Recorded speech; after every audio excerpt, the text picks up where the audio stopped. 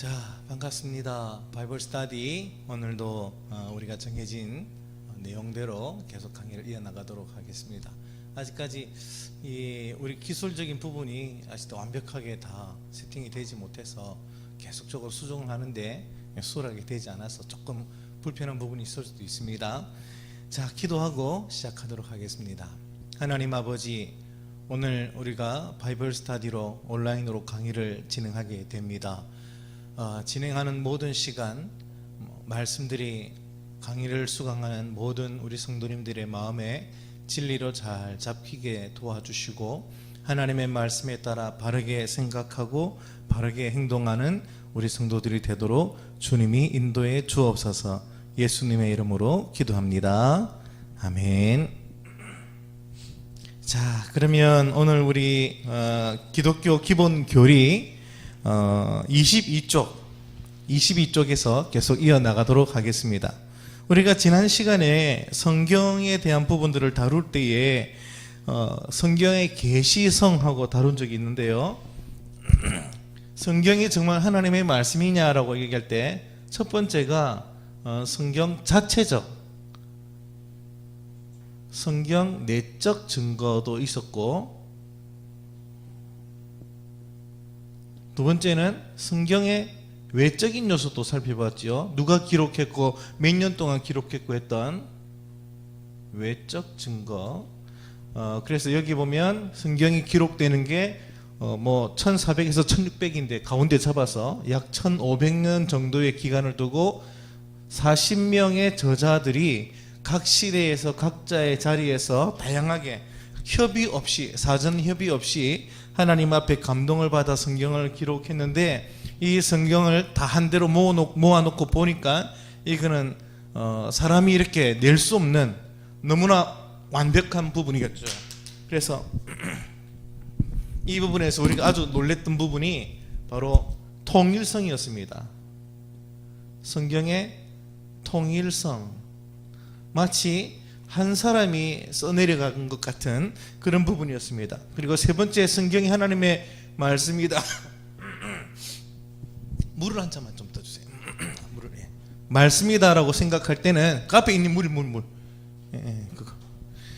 그 성경을 우리가 묵상하고 믿고 행동할 때 나타나는 성경의 개인적인 증거, 내 삶 속에서 내가 경험하는 개인적인 증거에 대해서 살펴보고, 네 번째는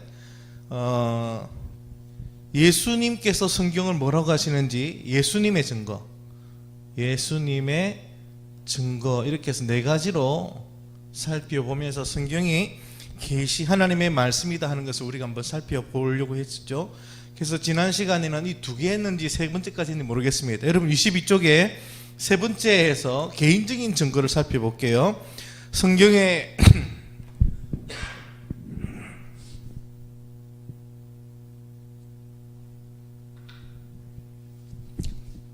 성경의 능력을 증명하는 개인적인 증거.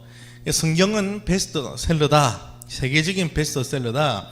성경은 제일 처음 인쇄된 책이고 또 1300개 이상의 언어로 번역됐다. 성경 말씀을 통해 수억 이상의 사람들이 변화되었다. 그러나 기억하라. 변화된 개인의 감정 역시 성경이 하나님의 말씀이라는 네 가지 증거 중 하나일 뿐이다 해서 개인적인 증거에 대해서 우리가 방금 살폈고요. 자, 그러면 중요한 것은 예수님은 그 당시 성경을 인정했느냐 하는 부분이죠. 실제로 예수님이 예수님이니까 이제 구약 성경에 대한 예수님의 어떤 증거라 해야 되죠. 구약 성경에 대해서 예수님은 뭐라고 했는가 하는 부분들을 살펴보는 것이 우리가 구약을 어떻게 이해해야 되는가 하는 부분에 아주 중요한 내용이 되겠죠. 자, 교재 22쪽. 여러분 교재 보면 빈칸이 있는데요. 이 빈칸은 그 한 챕터가 끝나고 난 마지막 페이지에 보면 답들이 다 달려 있어요. 예를 들면 지금 우리가 공부하는 내용은 30쪽의 페이지를 보시면 거기에 답들이 다 나와 있어요. 그러니까 미리 예습 때 빈칸에다가 답을 다 넣어 놓으시면 공부 강의를 이해하는 데 있어서 아마 도움이 될 거예요. 자, 빈칸에 알맞는 단어가 답이 다 나와 있으니까 그것을 참고해서 계속 나가겠습니다. 자, 예수님은 네 번째, 예수님은 성경이 하나님께로부터 왔다고 말씀하셨다. 1. 예수님은 성령이 성경의 저자라고 인정하셨다. 자, 밑에 있는 성경 구절 봅시다. 가라사대 그러면 다윗이 성령에 감동하여 어찌 그리스도를 주라 칭하여 말하되 주께서 내 주에게 이르시되 내가 내 원수를 내 발 아래 둘 때까지 내 우편에 앉았으라 하셨도다 하였느냐 하고 지금 예수님이 말씀하세요. 자, 예수님께서 구약의 한 말씀을 인용을 하는데요. 예수님이 어떤 부분을 인용하냐면 시편 110편 1절 말씀을 인용을 해서 사람들에게 반박을 합니다. 사람들이 하도 예수님을 다윗의 자손 그러니까 실제로 다윗이 시편 110편 1절에 그리스도를 뭐라고 말했느냐라고 얘기할 때 성령의 감동이라는 단어를 우선 썼고요. 다윗이 성령의 감동으로 얘기를 했다. 뭐라고 말했는가 할 때 그 다음 밑에 보면 주께서 내 주에게 이르시기를, 이 부분은 나중에 우리가 이제 뭐 또 다음에 또 살필 일이 있을 텐데요. 여기 보면 주께서 내 주에게 할 때 주라는 것은 실제 다윗에게 여호와 하나님이라고 얘기할 수 있는 분이시고 내 주에게 이르시기를 뭐라고 말했느냐면 원수들을 발 아래 꿇을 때까지 내 우편에 앉아 있으라 했으니 이 내 주님이라고 말하는 내 주님이라는 부분은 주님의 오른쪽에 앉아 계신 우리가 얘기하는 그리스도이시죠. 이제 예수님을 다윗이 주께서 내 주에게 이르시기를 하면서 그리스도의 주 되심을 다윗이 고백을 했다.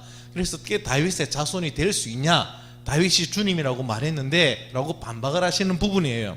자, 그런데 우리는 여기 이 부분을 주목하는 게 아니고 다윗이 말했던 이 시편 110편 1절에 대해서 뭐라고 표현하고 있냐면은 성령에 감동하였다 해서 시편을 기록할 때 이 시편의 내용이 어떤 내용이라는 것을 보여주고 있냐면은 성령의 감동으로 기록됐다는 영감설, 하나님의 말씀의 감동으로 기록된 것임을 표현하고 있는 거죠. 그래서 성경의 저자가 누구냐 하는 것을 얘기할 때 성령께서 감동하여서 쓰게 하셨다라고 해서 성경의 저자가 성령이심을 예수님이 언급하고 있는 거예요. 성령께서 성경의 저자다라고 첫 번째 얘기를 했어요. 자, 다음 두 번째, 예수님은 성경을 권위 있는 책으로 인용을 하셨어요. 자, 밑에 있는 마태복음 22장 29절 보니까 예수께서 대답하여 이르시되 너희가 성경도 하나님의 능력도 알지 못하는 거로 오해했다라고 얘기하면서 성경을 뭐라고 얘기하죠? 성경을 하나님의 능력, 하나님의 능력, 다른 말로는 권위 있는 말씀, 성경을 하나님의 능력의 말씀, 권위 있는 말씀이라고 인정을 했어요. 인용을 하셨죠. 자, 그 밑에 또 9절 보니까 예수께서 이르시되 오히려 하나님의 말씀을 듣고 지키는 자가 복이 있다라고 했죠. 여기 보면 하나님의 말씀을 어떻게 해야 된다고 예수님이 얘기하냐면 듣고 그 다음에 지키는 것. 그래서 하나님의 말씀 성경을 순종해야 할 권위 있는 하나님의 말씀으로 예수님이 지금 그렇게 말씀하고 계신 것이죠. 예수님은 성경을 권위 있는 책이라 그렇게 인용했습니다. 자, 세 번째 3번, 예수님은 성경의 유일무이함을 선언했다. 성경이 유일무이하다. 뭐 다른 사람들이 막 쓴 그런 여러 가지 성경이 존재하는 게 아니라 성경은 오직 절대 다른 것으로 첨부할 수도 없고 대체할 수도 없는 유일무이한 하나님의 말씀으로 말씀하셨어요. 자, 그 밑에 있는 구절 보니까 진실로 너희에게 이르노니 천지가 없어지기 전에는 율법의 1.1획도 없어지지 아니하고 다 이루겠다라고, 다 이루린다고 말씀하셨죠. 여기서 말하는 율법, 앞으로도 여러분이 이제 뭐 율법이란 그 얘기를 많이 들을 텐데, 율법이라는 단어는 유대인들이 일반적으로 율법 그럴 때는 그들의 표현으로는 토라라는 말로 표현되는데요. 이것은 오늘 우리가 가지고 있는 성경에서 모세오경을 의미하는 것입니다. 사실 모세오경은 유대인들에게 있어서는 뭐 성경 전체를 대변한다고 할 만큼 중요한 부분이고요. 뭐 모세오경은 결국 오늘 우리가 볼 때 창세기, 출애굽기, 레위기, 민수기, 신명기 이 5개의 모세가 쓴 글로 볼 수 있죠. 그걸 토라라고 얘기하고 우리가 번역할 때는 율법이라고 번역을 했어요. 예, 다른 말로는 그냥 쉽게 우리가 볼 때는 이게 하나님께서 주신 하나님의 법이다, 법전이다라고 얘기하는 거죠. 하나님의 법이라고 하는 것을 우리는 율법이라고 번역했고, 그다음에 유대인들은 그걸 토라라고 부르고, 실제로는 그 부분은 모세오경에 해당되는 부분이다라는 거죠. 자, 그런데 이 토라 이 부분에 대해서 뭐라고 예수님이 붙이고 있냐면 1.1획도 없어지지 않고 다 이루리라 라고 했는데, 뭐 이거를 제가 설명을 다 드리면 시간이 될란가 모르겠습니다. 아주 간단하게 봅시다. 1.1획이 뭔가 뭐 모르시는 분이 있을 수 있어요. 예를 들면 뭐 이스라엘을 한번 히브리어로 써볼게요. 이게 이스라엘이거든요. 이스라엘인데 요게 간단한, 이게 영어로 I, 요거는 S, 요거는 R, 요거는 L, 이렇게 이제 히브리어는 이렇게 읽는다고 했죠. 이게 이스라엘이에요. 여기 이제 한 획이 되겠죠. 한 획. 예를 들면 여호와 할 때, 아도나이라고 할 때 여호와는, 갑자기, 자, 이게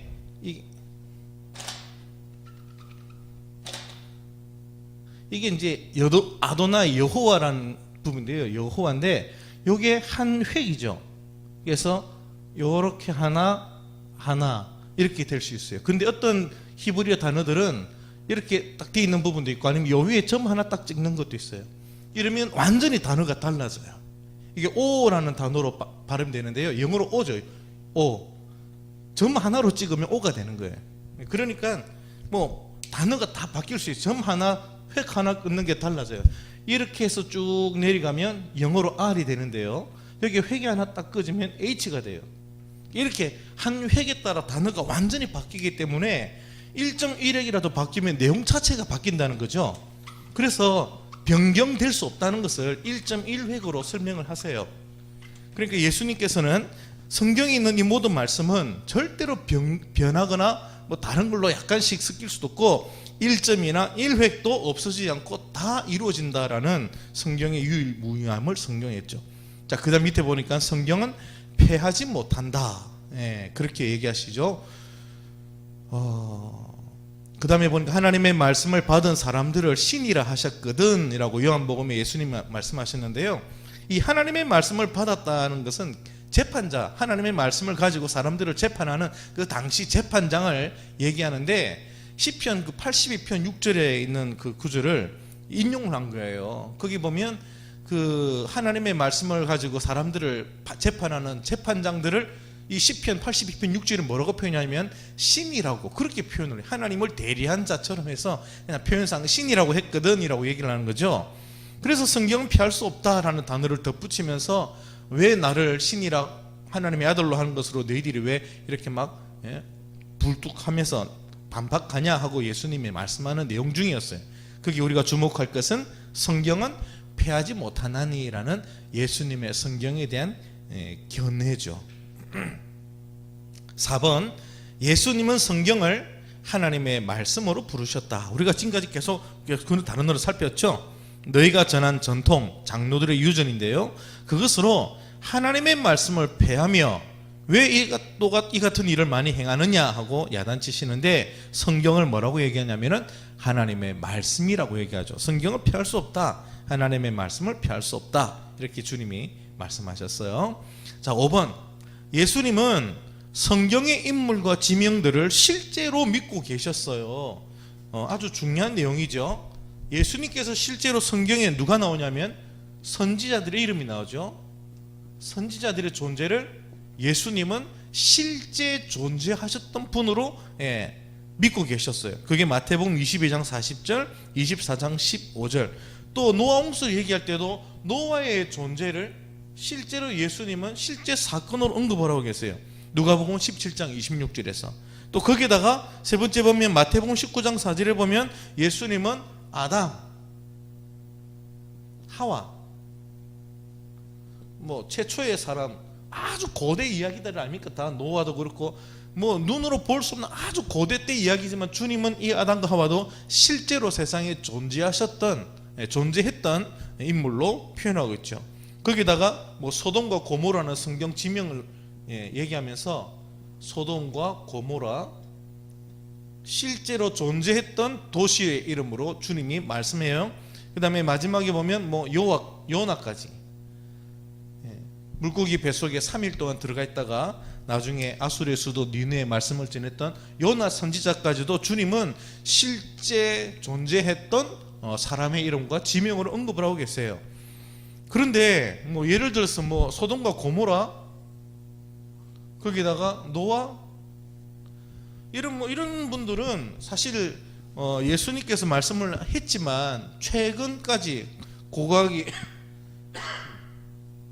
많은 학자들이 실제로 고고학적으로 문헌적으로 이런 부분들을 발견할 수가 없어가지고 이게 성경이 허구라는 증거라고 내세웠던 부분들이었어요. 우리가 지난 시간에도 한번 살핀 적이 있었죠. 창세기에 나오는 히타이트 족속, 지난 시간에도 한번 다루었죠. 성경에는 헷 족속이라고 나오는데 고고학적으로 그런 게 안 등장하니까 발견할 수 없으니까 성경의 허구라는 증거로 막 지적했던 부분이었죠. 노아도 마찬가지입니다. 이거는 요즘 대홍수의 증거에서 유튜브에 보면 막 나오긴 하지만 학적으로는 노아 홍수를 인정하지 않아요. 실제 존재한 게 아니라 사람들이 신화 속에서 존재하는 사건으로 얘기를 해요. 안 믿는 학자들이. 소돔과 고모라도 여전히 증거가 없으니까 이거는 뭐 다 가짜라고 그렇게 생각을 하는 거예요. 근데 뭐 실제 예수님의 입술에서는 이걸 실제 존재했던 부분이라고 해서 예수님은 성경을 실제 역사 속에서 있었던 그 현실적인 부분으로 인정을 하고 있다는 사실이에요. 성경의 실제성을 예수님은 그대로 고백하고 계신 거죠. 자, 24쪽. 자, 그러면 성경이 하나님이 주신 성경의 정확한 책인지를 어떻게 아느냐. 이 부분은 오늘 이제 우리가 다 다룰 시간이 들리는지는 모르지만 그래도 가야 되니까요. 봅시다. 여러분 교재에 보면 그 정확한 책인지를 어떻게 하느냐에서 성경의 증거가 24쪽에 먼저 나오는데요. 자, 성경의 증거, 성경이 자체적으로 정확한 책인지를 어떻게 보여주고 있느냐 할 때 우선 교재 봅시다. 성경의 증거 밑에 보면 예수님은 구약의 정경이라는 단어가 나오죠. 정경성을 인정했다. 캐논이라는 단어로 우리가 보통 신학적으로 얘기하는 이 캐논이라는 단어가 이 잣대 기준이라는 뜻이에요. 철저하게 검증해서 준비해놨다, 정리해놨다는 뜻이에요. 그러니까 성경을 딱 이렇게 66권 성경을 정경으로 인정했다는 거죠. 성경 66권이 하나의 기준이다. 더 뺄 수 없고 더 넣을 수 없다라고 성경 66권을 정경으로 딱 인정한 부분인데요. 자, 이 부분이 사람이 스스로 그냥 어떤 인위적으로 이건 성경으로 치자, 이건 성경으로 치지 말자라고 어떤 사람이 개인적으로 아니면 어떤 위원회에서 임의로 그렇게 정한 게 아니라는 것을 우리가 이제 발견해 볼 필요가 있습니다. 자, 먼저 예수님은 구약을 정경으로 인정했어요. 구약도 이미 딱 기준이 나와 있던 거예요. 예수님 시대 때. 우리가 구약이 총 몇 권이죠? 지금 성경 갖고 있는 게 39권이죠. 3구. 구약은 39권, 신약은 27권. 그렇게 합쳐서 66권이라고 했는데 이 66권을 신구약 하나님의 말씀 66권을 딱 정해놓은 잣대로 우리가 봅니다. 이것이 성경이죠. 이 외의 것은 성경이 아닙니다. 성경적인 가치는 인정받는 부분들은 좀 있지만 성경으로 우리가 인정하지 않고 이 안에 있는 66권만 성경이라고 하나님의 말씀이라고 우리가 인정하는데 우선 예수님께서 먼저 구약 같은 경우는 39권을 주님이 먼저 인정하고 계세요. 자, 밑에 있는 성경 구절 봅시다. 또 이르시되 예수님의 말씀이에요. 내가 너희와 함께 있을 때 너희에게 말한 바 그 다음 뭐라고 되어 있죠? 모세 율법. 아까 뭐라고 했죠? 모세 율법을 토라라고 했죠. 그래서 모세 오경, 그죠? 그 율법이라는 부분이었죠. 토라. 그 다음에 선지자의 글, 선지서. 그 다음에 시편, 시가서. 구약 성경 37권은 거의 이 안에 다 들어갑니다. 뭐 여기 선지서에는 보면 뭐 분량이 엄청 많은 뭐 이사야, 예레미야 뭐 그런 부분도 들어가고, 작은 부분들 뭐 호세아, 뭐 아모스, 뭐 이런 말라기 이런 선지서들이 다 들어가 있죠. 그다음 시가서는 시편, 아가, 잠언, 전도서 뭐 이런 부분들이 다 시가서에 들어가요. 그래서 율법과 선지자의 글과 시편회라고 주님이 일부러 이렇게 언급하실 때 이미 구약 성경이 이런 단어들로 구분되어서 성경으로 인정받고 있음을 예수님이 입으로 올리신 거예요. 예수님 이후에 나중에 교회가 와가지고 야 우리가 구약을 알아서 이렇게 정리하자 한 게 아니고, 예수님 때부터 이미 유대인들은 구약을 이런 식으로 구분해서 하나님의 말씀으로 그들이 받고 있다는 사실을 예수님의 이 말씀을 통해 이미 드러내고 있으시죠. 자, 실제로 그 당시의 39권은 지금 우리가 가지고 있는 39권과 다 똑같습니다.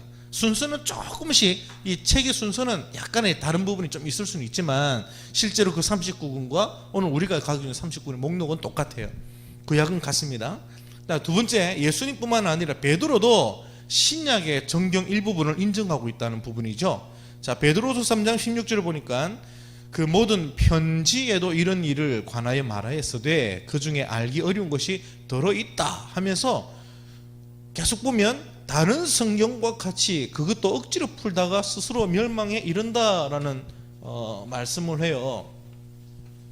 자, 여기 뭐라는 단어가 쓰니 어떤 단어를 주목하냐면 모든 편지, 베드로가 지금 얘기하고 있는 거예요.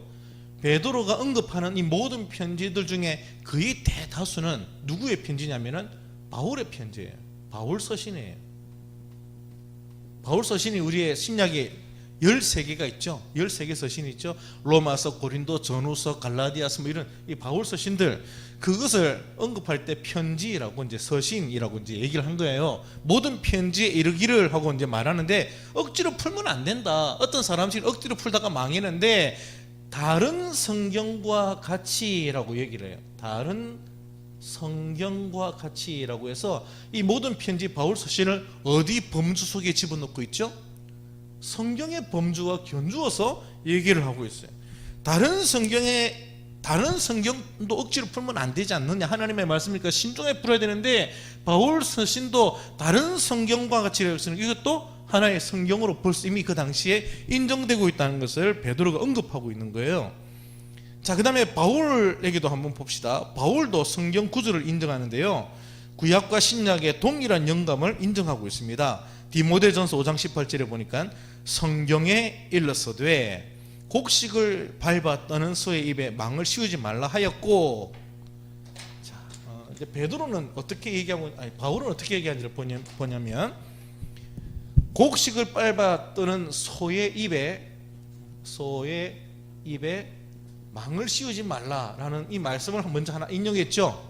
이 말씀이 어디에 나오는 거냐면은 신명기 25장 4절이라고 밑에 나오죠. 교재에 신명기 25장 4절을 인용한 거예요. 신명기는 아까 모세 오경 토라 율법에 있는 내용이죠. 그 구절이죠. 그건 당연히 모든 유대인들이 다 성경 하나님의 말씀을 인정하는 구절이에요. 거기에서 소의 입에 망을 씌우지 말라는 이 구절을 인용했고, 그 다음에 보면 이렇게 되어 있습니다. 또 일꾼이 싹스를 받는 것은 마땅하다라는 부분을 인용했어요. 두 개를 인용했어요. 그러니까 하나는 신명기를 인용했고, 또 일꾼이 그 삭스를 받는 것이 마땅하다 했는데, 여러분 교재 밑에 보면 이건 어디 있는 구절이죠? 누가복음 10장 7절을 인용하고 있어요. 이 두 개의 구절을 비교하고 있습니다. 구약에도 이렇게 인용했고, 또 어떤 사람도 일꾼은 그 삭스를 받는 게 마땅하다고 말씀했다. 성경에 일러서되라고 해서 이 두 구절을 성경이라고 얘기를 하고 있어요.